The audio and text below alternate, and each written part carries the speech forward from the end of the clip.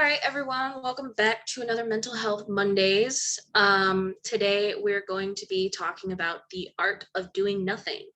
My name is Lucian. I'm a second year mental health and wellness peer mentor, and I'm studying behavioral sciences, hopefully to soon get a minor in English. So if you want to introduce yourself too. Hi, my name is Naomi. I'm also a second year or a first year peer educator.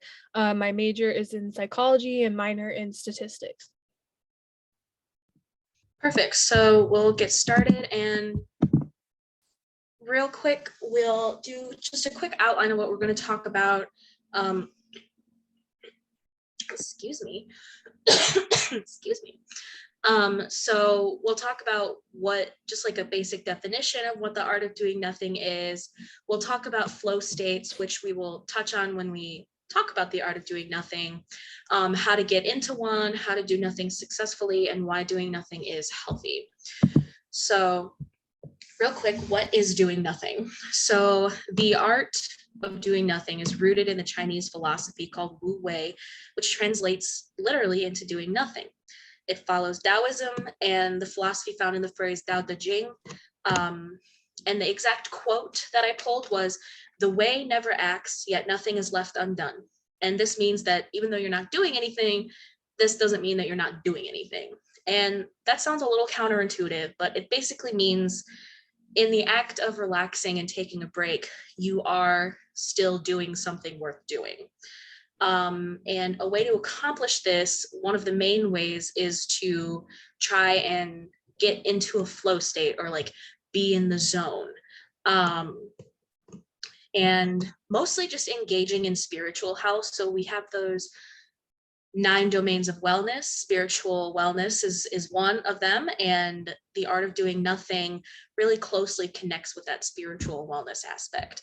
And so down here, I do have just the Chinese symbols for Wu Wei, which means doing nothing. I just thought it'd be interesting to include. So one of the best ways to practice doing nothing is to get in a flow state. But what is a flow state? So a flow state means you're in the zone, basically. So you're immersed in an activity that's not related to work, not related to school, to childcare, to this or that. It's just an activity just for you, basically. You immerse yourself so deeply that the world disappears around you. You lose sense with your mind and your responsibilities, and you more focus on the relationship between yourself and the activity and yourself and your body. So this does definitely count as taking a break. You are accomplishing something without actually doing anything strenuous. And it sounds a little abstract, so I wanted to give a quick example of what a flow state is. So I don't know if it was a couple years ago or 2 years ago, this movie Disney put out, Soul, shows a pretty good example of what a flow state is. So let me pull that up real quick and make sure I'm sharing with sound. And so this is just a short video about what a flow state is.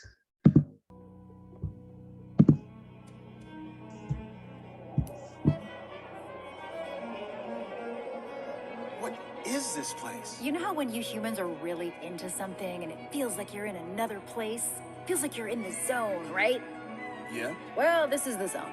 It's the space between the physical and spiritual. Wait a minute. I was here today doing my audition. This must be where musicians come when they get into a flow. Not just musicians. Watch this. Oh, Romeo, Romeo, wherefore art thou? Line! Oops. Check this out. I have been messing with this team for decades. And the Knicks lose another one. All right. Where's this guy you know? I gotta get back to my gig. Okay.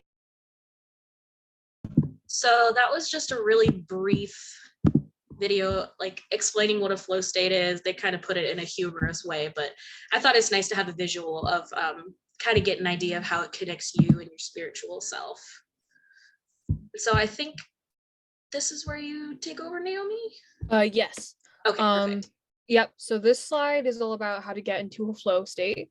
So I put several different things here that you could do to find your flow state, but I like how Lucian said that it should be something that isn't like responsibility in your life that's stressful. So here we have mindfulness meditation. Um, and then also I think on another slide I put like activities like doing art or taking a walk. But it's important to pick an activity that's not too easy and not too difficult. That way you just get enough stimulation where you are enjoying what you're doing without getting bored. And do something that you love. Don't make sure that you actually care about the activity you're doing in your flow state. Let's see, try to do this at a time where you can be the most productive. So maybe you're a morning person or a night person. And then let's see, find something you can immerse yourself in completely, no distractions. So yeah, just make sure you're doing it in a space where you can be by yourself and it's just a good time to relax. And I think we can go to the next slide. And then this one is how to do nothing successfully.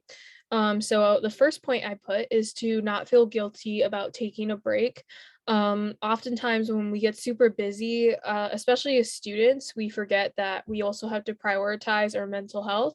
And doing nothing by relaxing is a great way to do that. So the next point is when relaxing, resist the urge to do another task you have to get done. So again, this relates back to make sure you're not doing something that is like a responsibility in your life. Make sure it's something that's enjoyable to you. You can start this small, so practice doing nothing for about 5 minutes in a day, and then you can increase this over time. Maybe write down about how you felt, or this could be like another activity, so journaling, so writing what's bothering you in your life. So even though you're not doing a responsibility you have to do, it's still a way to explore how are you feeling about the responsibilities you have to do. And then I just wrote some other activities you can do. So walking, reading, painting, or even taking a nap. And you can go to the next slide. Just to throw it out there, something that I like to do is like do watercolor. I feel like watercolor is something you can really get in the zone with, and because it's not very rigid, you can kind of do whatever you want. It still looks pretty just because of the way the colors are. Right, So that's a that's good something, point. and it's a good like beginner thing if you're trying to learn how to kind of get into that meditative state, but you're not sure how. So I like doing that too, but moving on. Right. Yeah, that's awesome. And then just to touch on doing activities like that, this is why doing nothing is healthy. So it allows you to check in with emotions you may have been avoiding. So this is more for like if you're journaling or taking a walk, not really doing an activity, but if you're doing activities where you can check in with how you're feeling. Sometimes when we're super busy all the time, we might be pushing away distressing emotions we have. So this is a good chance to healthfully or in a healthy state kind of address those feelings. It can help you become more productive when it's time to start working on other tasks. So if you take breaks during your day, it allows you that when you come back to those responsibilities you have to really immerse yourself in them, and you won't be resentful to them. You can turn your mind off and become more in tune with your body, spiritual self, and nature. This is a really good one because oftentimes we don't take those moments to just be present with where we are and what is around us. That's why mindfulness meditation can be a really powerful theme for people to do.